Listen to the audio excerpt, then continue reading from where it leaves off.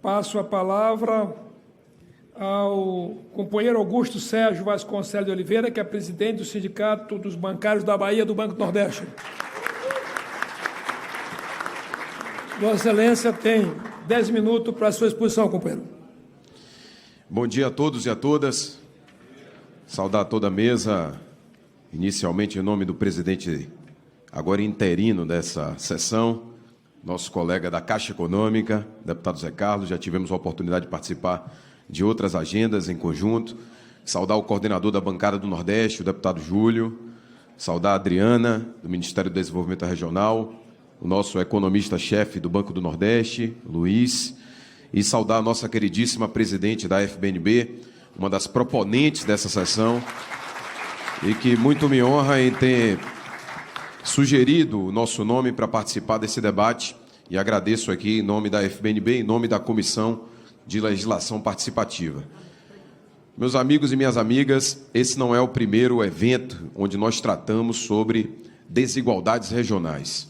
Todos sabemos que a região do Nordeste brasileiro, de acordo com o IPEA, para que nós possamos chegar a índices toleráveis, de acordo com padrões internacionais de desigualdade, uma região não pode ter um PIB per capita inferior a 75% da sua nação. No Brasil, para o Nordeste alcançar isso, teremos que ter crescimento econômico superior a 2,2% acima do crescimento nacional, para que nas próximas 2 décadas possamos chegar ao patamar de 75% do PIB per capita nacional brasileiro. Hoje o PIB per capita do Nordeste é algo em torno de 48% do PIB per capita do Brasil. E isso é gravíssimo, porque quando nós viemos a esta casa, que é a casa onde nós elegemos os nossos representantes, nós não viemos pedir favor. O Constituinte de 88 estabeleceu no artigo 3º que um dos objetivos fundamentais da República Federativa do Brasil é a superação da desigualdade regional. Para que serve o país? Serve, dentre outros motivos, para cumprir o que está no artigo 3º. E está lá, no inciso 3, superar as desigualdades regionais. Também está como princípio da ordem econômica, no artigo 170.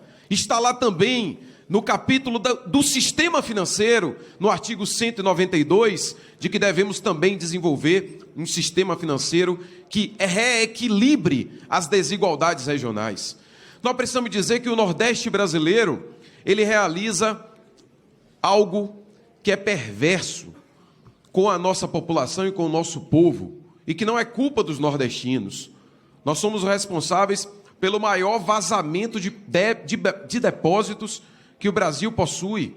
A quantidade de depositantes que tem no Nordeste, sobre todas as modalidades de depósito, se somadas, dão 5 vezes mais do que nós recebemos do FNE. Então o FNE, meus amigos e minhas amigas, não foi um favor do Constituinte, foi uma reparação histórica para considerar que nós somos uma região que historicamente foi onde nasceu o Brasil, mas foi a região abandonada pelo Estado brasileiro, que serviu durante 4 séculos como parte da colônia de exploração, com o maior aporte de tráfico de escravos do mundo, de que se tem notícia.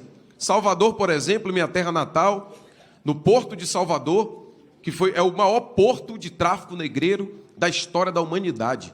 O último país do mundo a acabar com a escravidão. Quem foi o nosso país?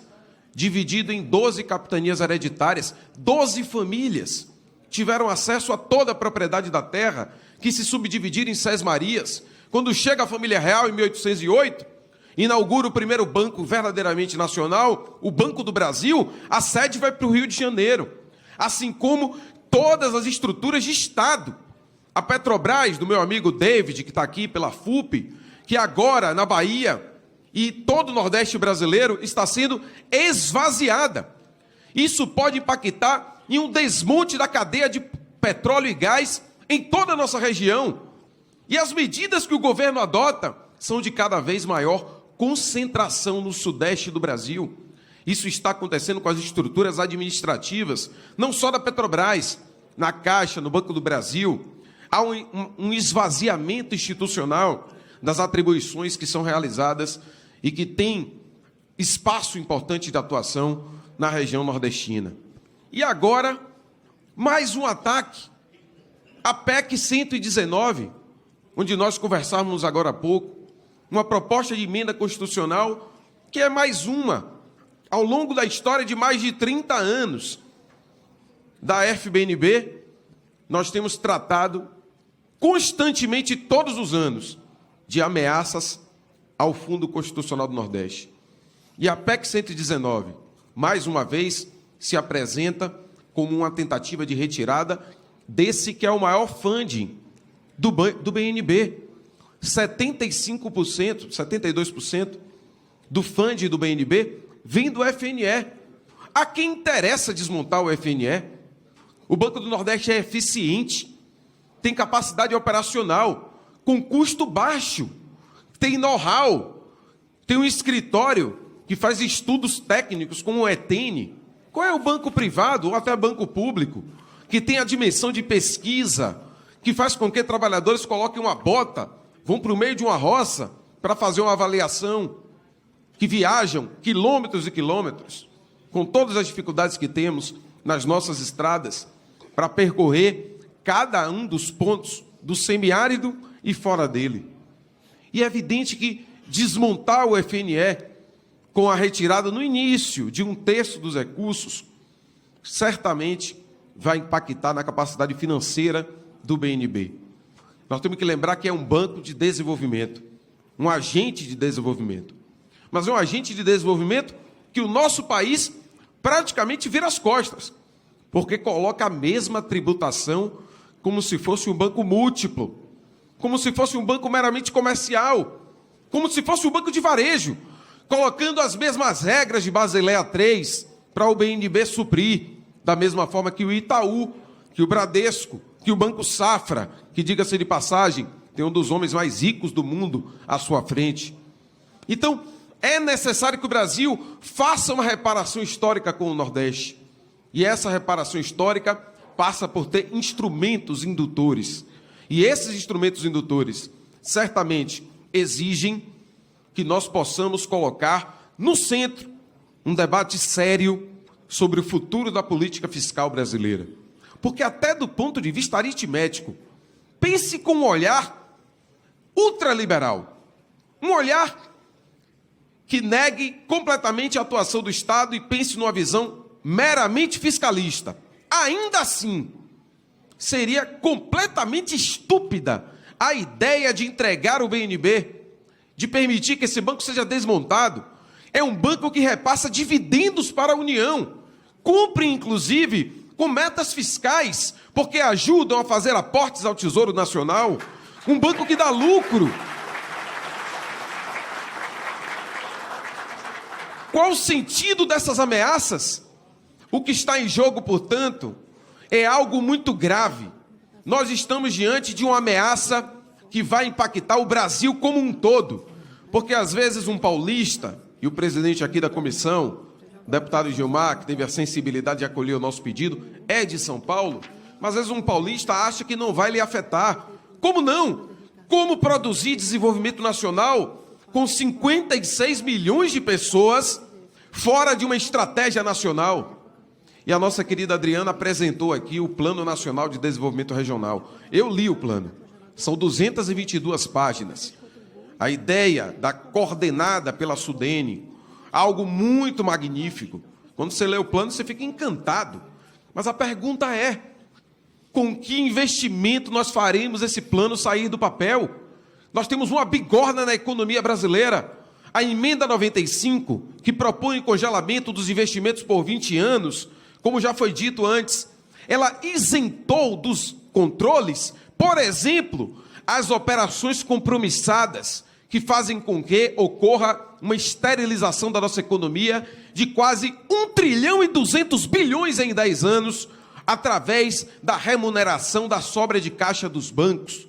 Porque além do depósito compulsório, o que sobra, que os bancos privados e alguns públicos não conseguem emprestar no mercado, o governo está remunerando isso, na base de títulos públicos, minha gente. E quem está pagando somos nós.